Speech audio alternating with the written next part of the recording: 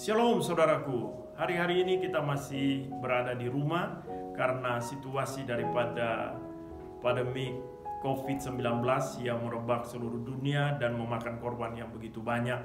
Namun saat ini saya ingin mengajak kita membaca satu bagian firman Tuhan dari kitab Markus pasal 16 ayat yang ketiga. Firman Allah berkata, mereka berkata seorang kepada yang lain, siapa yang akan menggulingkan batu itu bagi kita dari pintu kubur?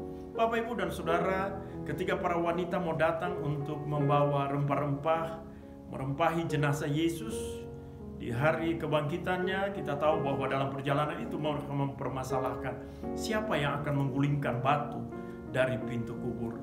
Nah, batu inilah yang menjadi penghalang mereka. Itu sebabnya saat ini saya mengajak kita dengan tema yang saya angkat, yaitu batu penghalang di kubur Yesus. Nah, mereka mempermasalahkan bahwa ada batu yang menghalangi mereka untuk masuk menemui jenazah Yesus. Di dalam kehidupan kita pun seringkali ada batu-batu penghalang dalam kehidupan kita. Ada begitu banyak batu-batu permasalahan, batu-batu pergumulan yang kita hadapi. Tetapi pagi ini ada 3 hal yang saya ingin lihat bahwa untuk supaya kita bisa kuat di dalam menghadapi segala tantangan dan permasalahan. Yang pertama, kita jangan takut.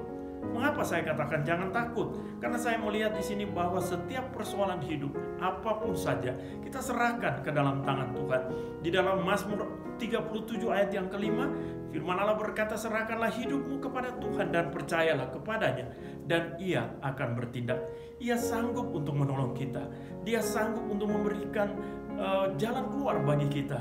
Dia sanggup untuk membawa kita. Itu sebabnya kita tidak perlu takut.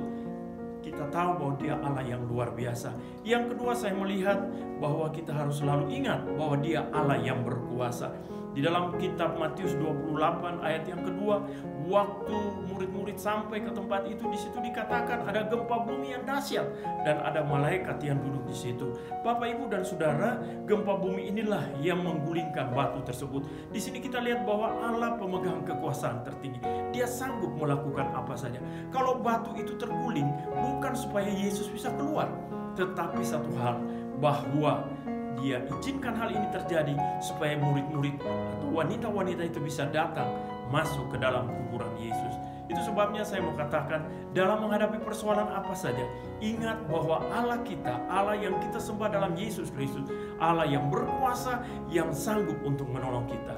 Dan hal yang terakhir, yang ketiga, saya melihat bahwa selalu ada solusi kalau kita mengandalkan Tuhan. Bapak, Ibu, dan Saudara, waktu mereka sampai di kubur itu, di situ dikatakan bahwa batu itu sudah terguling. Saya percaya bahwa Yesus sanggup untuk keluar daripada kubur itu.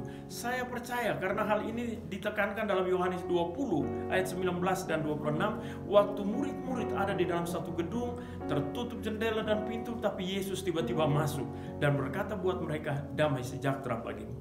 Begitu juga pada ayat yang ke-26, di situ berada bersama-sama dengan Thomas, dan Yesus bisa masuk di dalam gedung yang tertutup, membuktikan bahwa waktu Yesus bangkit, Yesus tidak perlu untuk batu itu harus terguling supaya Dia bisa keluar. Dia sanggup untuk menembusinya. Tetapi kalau batu itu terguling, karena Dia memberikan solusi, berikan jalan supaya murid-murid maupun para wanita bisa masuk ke kuburan Yesus dan membuktikan bahwa Dia hidup. Saat ini pun saya katakan, apapun persoalan yang kita alami, ada solusi kalau kita datang buat Yesus. Itu sebabnya mari saya ngajak kita semua berdoa. Bapa di sorga, hamba berdoa untuk semua orang yang menonton dan menyaksikan tayang ini. Tuhan memberkati mereka. Mungkin ada batu-batu permasalahan yang mereka hadapi dalam rumah tangga mereka. Mungkin ada batu-batu persoalan yang mereka hadapi dalam ekonomi, bahkan sakit penyakit sekalipun. Tapi saat ini aku berdoa di dalam nama Yesus, biar Tuhan memberikan jalan keluar, berikan solusi. Engkau membuktikan bahwa Engkau Allah yang hidup. Yang sakit juga Tuhan sembuhkan di dalam nama Yesus. Terima kasih Bapa. Di dalam nama Yesus kami berdoa. Haleluya. Yang percaya katakan amin. Tuhan Yesus memberkati.